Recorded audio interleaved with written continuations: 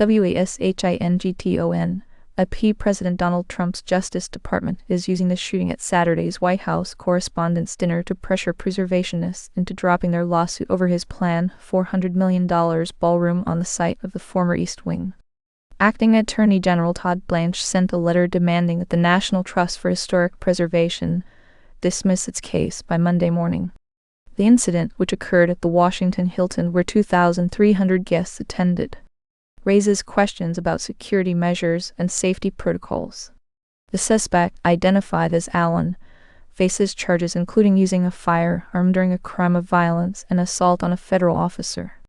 Authorities say he exchanged fire with hotel security officials one floor above where Trump and other attendees were gathered.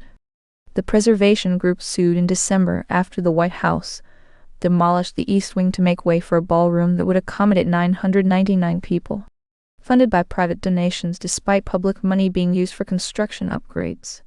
Trump called for unity and bipartisan healing following another violent incident at an event he hosted. The shooting highlights ongoing security concerns at venues hosting high-profile events in Washington. The National Trust has until Monday to respond to the Justice Department's demand, with implications for both the preservation of historical sites and the future development plans on the White House grounds. This morning, a Russian drone attack on Ukraine's southern city of Odesa wounded 14 people, including 2 children, according to authorities. 5 of the injured were hospitalized with shrapnel wounds. Meanwhile, a Ukrainian drone strike killed 2 people in Russia-occupied Kherson region. In Dnipro village, a man and a woman in their 70s died as a result of these attacks.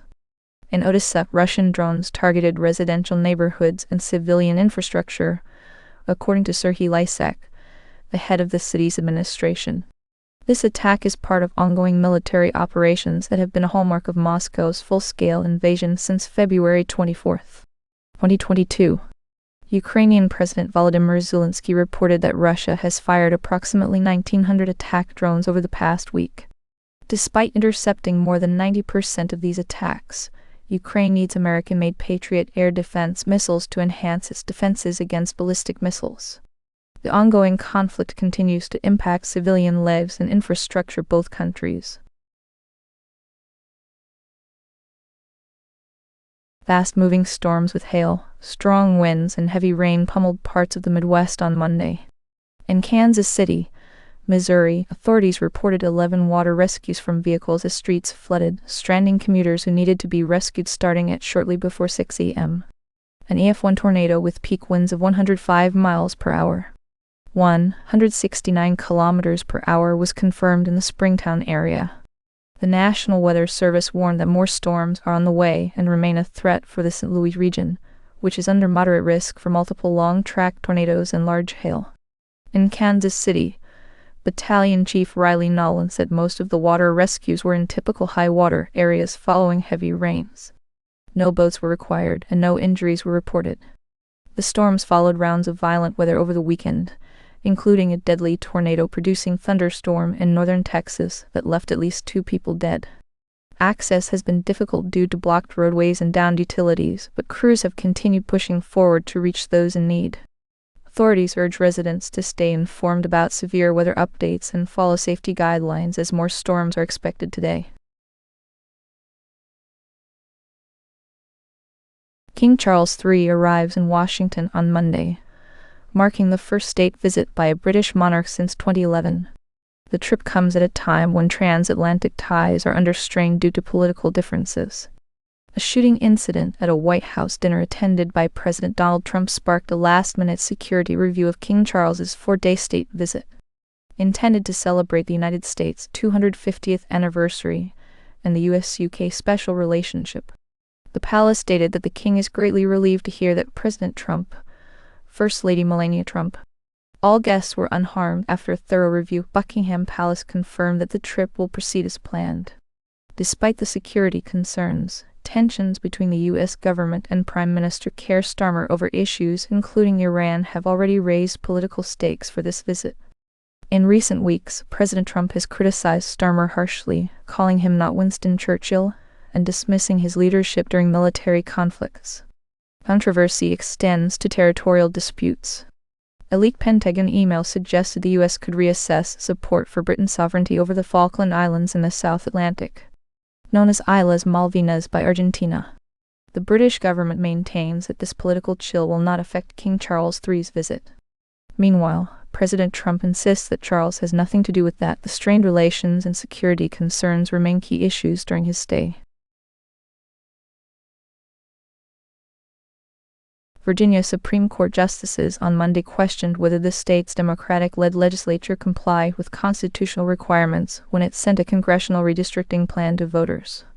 This case carries high stakes for the balance of power in the U.S. House, as the new districts could net Democrats 4 additional seats.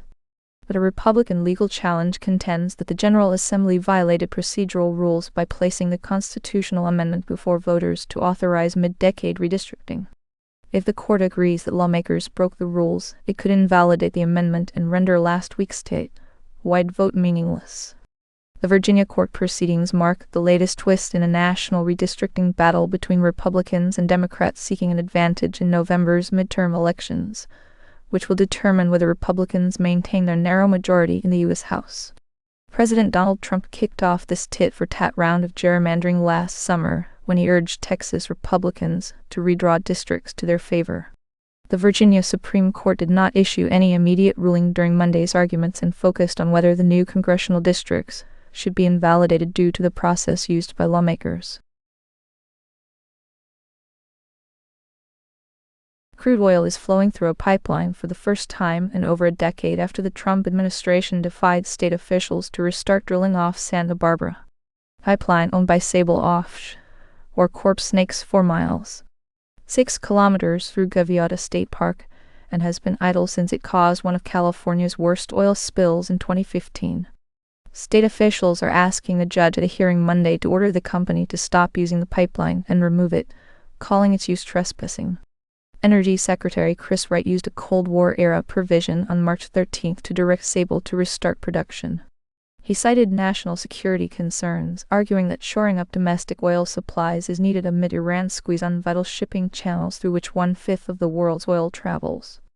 The pipeline system had been idle since it caused an extensive spill from Santa Barbara to Los Angeles, polluting a biologically rich habitat and decimating local industries. The legal battle highlights the ongoing conflict between state regulations and federal policies over coastal oil drilling, testing states' power to challenge Washington's wishes during wartime. A pair of African distance runners made history on Sunday by shattering the long, unapproachable 2-hour barrier in the 26.2 miles marathon. Sebastian Saw from Kenya won the London Marathon with a stunning time of 1 hour, 59 minutes and 30 seconds, breaking the previous world record by an astonishing 65 seconds. This breakthrough was part of a historic podium finish, as Ethiopia's Yamif Kegalcha came in second place. The race took place on a relatively flat London course with ideal weather conditions, mostly sunny and cool at around 15 Celsius, which likely contributed to the runner's exceptional performance. Saw, who is also defending champion in London, said, "What comes today is not for me alone," highlighting the significance of this achievement. He thanked the enthusiastic crowds lining the streets, which showered him with loud cheers as he sprinted to the finish on the Mall. That 7-second improvement over Kenya's Kelvin Kiptum's 3-year-old record marks a monumental step in marathon running and underscores the incredible progress made by athletes in recent years. In a historic encounter, Pope Leo XIV prayed with the Archbishop of Canterbury, Sarah Mullally, in Vatican City. This meeting between Christianity's 2 most prominent religious leaders would have been unimaginable just a few years ago due to long-standing divisions over women's ordination. The Anglican Church split from Rome in 1534 when King Henry VIII was refused annulment, setting the stage for centuries of theological differences. Despite formal dialogue beginning in the 1960s, significant issues remain, particularly regarding the ordination of women by the Church of England and the Roman Catholic Church since unreserving priesthood roles for men. The Pope acknowledged that new problems had been added to historically divisive issues but vowed to continue past Pope's efforts in reunifying the churches. Mullally arrived an hour early, emphasizing her commitment to this historic moment. Both leaders expressed a shared vocation to make Christ known and work towards overcoming their differences. This meeting underscores ongoing efforts toward Christian unity despite past divisions, highlighting the significance of dialogue between these two influential religious figures. Taylor Swift has applied for trademarks on her voice and appearance, aiming to protect herself from eye impersonations. The pop star submitted 3 trademark applications in the U.S., including a photo of herself performing during the Eras tour and audio clips promoting her album. AI-generated versions of Swift have appeared in various forms ranging from explicit images to fake election ads where she urged people to vote for Donald Trump. These incidents highlight the growing concern over AI misuse, prompting celebrities like actor Matthew McConaughey to also use trademark rules to safeguard their voices and images. Trademark applications are a new strategy for combating AI rip-offs, as they allow Swift to challenge imitations that sound or look confusingly similar to her voice and image. According to legal expert Josh Durbin, registering specific phrases tied to her voice could help her claim violations of trademark rights if an AI uses her likeness. The next steps will involve the U.S. Patent and Trademark Office reviewing Swift's applications. This move underscores the evolving landscape in protecting intellectual property from emerging technologies like AI.